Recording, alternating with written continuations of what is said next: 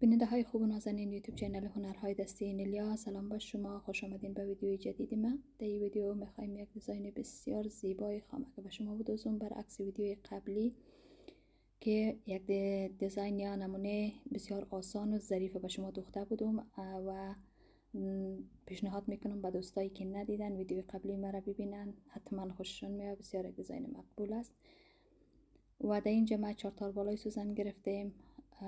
دو دوخت دارم در قدم اول و بازم 2 تار از طرف بالای سوزن اضافه و از طرف پایین سوزن 2 تار کم میگیرم. بازم 2 دوخت دارم و در اینجا که باز 2 تار از بالای سوزن اضافه گرفتیم و از پایین سوزن کم کردیم 6 دوخت دارم. در اینجا 6 دوخت دارم. خب این ابتدای دوخت است دوستای عزیز، به همین روش میدوزم. بسیار آسان است و دوختش کمی پرکارتر است از ویدئوی قبلی کرده. برای لباس و شلوار بسیار یک دیزاین مقبول است و دوستا کسایی که خواهش میکنن که مکمل همی دوخته به ما عکس یا ویدیوش روان کو، دوستای نازنین، خانمای نازنین ویدیو را تا آخر ببینین. ما هر دوخت را یا هر بافت را، هر آموزش را که ما در اینجا ویدیو میگیرم و اپلود میکنم حتما یک قسمت او را تکمیل میدوزم، به خاطر که بیننده ها، کسایی که ویدیوهای آموزشی مرا تعقیب میکنن بفهمن که این دوخت یا این بافت از کجا شروع شد، در کجا ختم شد و چی است. به همین خاطر من خواهش میکنم ویدیوهای آموزشی را تا آخر ببینین که از کجا شروع میشه، در کجا ختم میشه و چی است، برای چی است این ویدیوها، اگه خامک باشه، گراف باشه یا بافت. به همین خاطر این ویدیو را هم تا آخر ببینید. دوخت مکمل در آخر حتما ما میدوزم و میمانم در آخر که این چطور یک دوخت است. با ما همراه باشین دوستای عزیز تا آخر ویدیو.